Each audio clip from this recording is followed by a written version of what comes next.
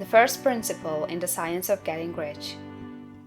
Thought is the only power which can produce tangible riches from the formless substance. The stuff, from which all things are made, is a substance which thinks, and the thought of form in this substance produces the form. Original substance moves according to its thoughts. Every form and process you see in nature is the visible expression of a thought in original substance. As the formless stuff thinks of a form, it takes that form. As it thinks of a motion, it makes that motion. That is the way all things were created. We live in a thought world, which is part of a thought universe. The thought of a moving universe extended throughout formless substance, and the thinking stuff moving according to that thought took the form of systems of planets and maintains that form. Thinking substance takes the form of its thought and moves according to the thought. Holding the idea of a circling system of suns and worlds, it takes the form of these bodies and moves them as it thinks.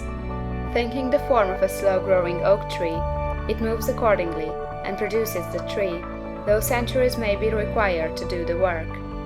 In creating, the formless seems to move according to the lines of motion it has established. The thought of an oak tree does not cause the instant formation of a full-grown tree, but it does start in motion the forces which will produce the tree along established lines of growth. Every thought of form, held in thinking substance, causes the creation of the form, but always, or at least generally, along lines of growth and action already established. The thought of a house of a certain construction, if it were impressed upon formless substance, might not cause the instant formation of the house, but it would cause the turning of creative energies already working in trade and commerce into such channels as to result in the speedy building of the house. And if there were no existing channels through which the creative energy could work, then the house would be formed directly from primal substance, without waiting for the slow processes of the organic and inorganic world. No thought of form can be impressed upon original substance without causing the creation of the form. Man is a thinking center, and can originate thought. All the forms that man fashions with his hands must first exist in his thought. He cannot shape a thing until he has thought that thing. And so far man has confined his efforts wholly to the work of his hands. He has applied manual labor to the world of forms, seeking to change or modify those already existing. He has never thought of trying to cause the creation of new forms by impressing his thoughts upon formless substance. When man has a thought form, he takes material from the forms of nature, and makes an image of the form which is in his mind. He has so far made little or no effort to cooperate with formless intelligence, to work with the Father. He has not dreamed that he can do what he seeth the Father doing. Man reshapes and modifies existing forms by manual labor. He has given no attention to the question whether he may not produce things from formless substance by communicating his thoughts to it.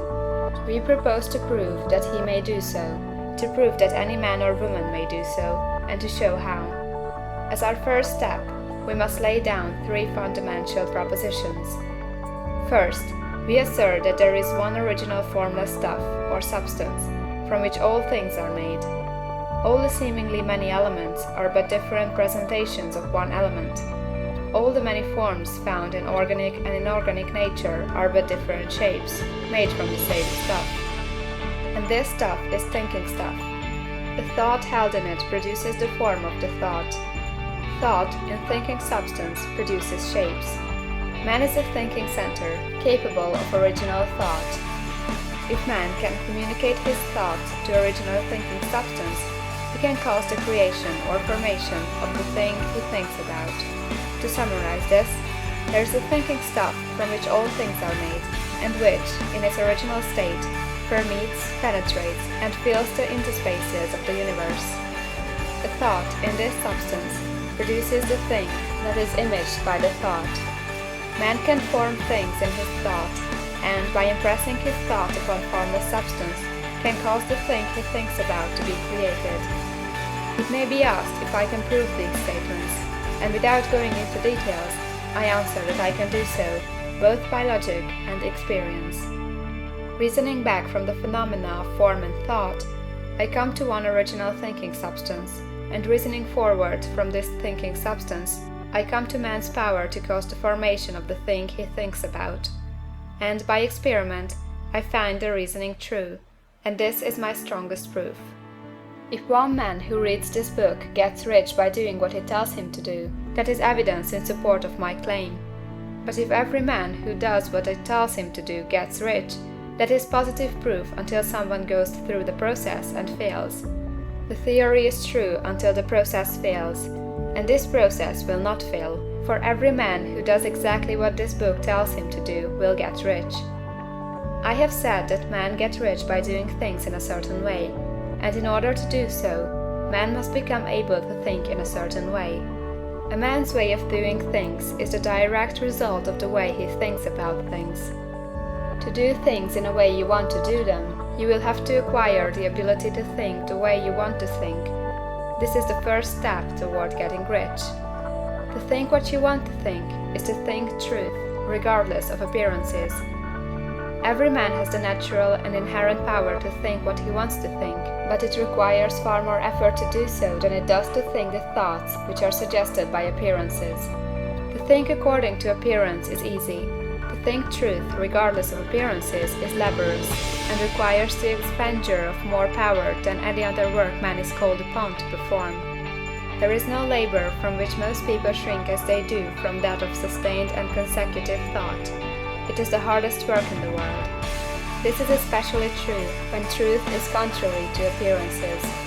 Every appearance in the visible world tends to produce a corresponding form in the mind which observes it, and this can only be prevented by holding the thought of the truth. To look upon the appearance of disease will produce the form of disease in your own mind, and ultimately in your body, unless you hold the thought of the truth, which is that there is no disease, it is only an appearance, and the reality is health. To look upon the appearances of poverty will produce corresponding forms in your own mind, unless you hold to the truth that there is no poverty, there is only abundance.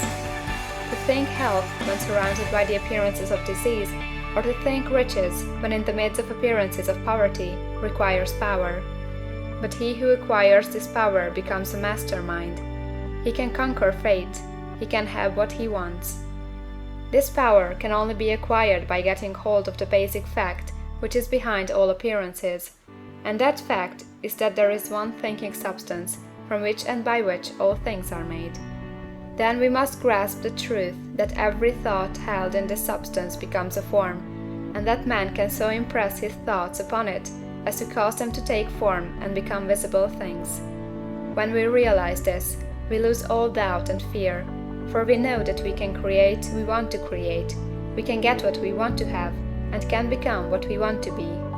As a first step toward getting rich, you must believe the three fundamental statements given previously in this chapter, and in order to emphasize them, I repeat them here. There is a thinking stuff from which all things are made, and which, in its original state, permeates, penetrates, and fills the interspaces of the universe. The thought, in this substance, produces the thing that is imaged by the thought. Man can form things in his thought, and, by impressing his thought upon formless substance, can cause the thing he thinks about to be created. You must lay aside all other concepts of the universe than this monistic one, and you must dwell upon this until it is fixed in your mind, and has become your habitual thought. Read these three statements over and over again, fix every word upon your memory, and meditate upon them until you firmly believe what they say. If a doubt comes to you, cast it aside as a sin.